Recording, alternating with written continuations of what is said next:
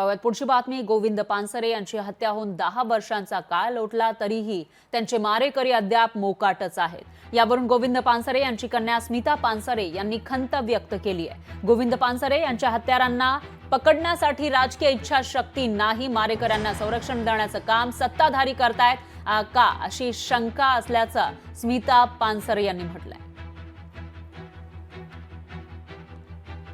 Comrade Govind पानसरेंची हत्या होऊन आज जवळपास 10 वर्षापेक्षाही जास्त काळ उलटून गेलेला आहे, पण आजही त्यांचे हत्यारे सापडत नाहीत।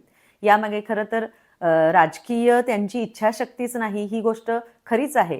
जेव्हापासून ही हत्या झाली तेव्हापासून सातत्यानं शोध घेणारे जे मोठमोठे अधिकारी होते त्या अधिकाऱ्यांच्या सातत्यानं होणाऱ्या बदल्या किंवा त्याला लागणारा डिले, इतरत्र काहीतरी काम करत राहणं या टाळण्याच्याच हेतून हे सगळं केलेलं आहे अशी एक शंका आहे।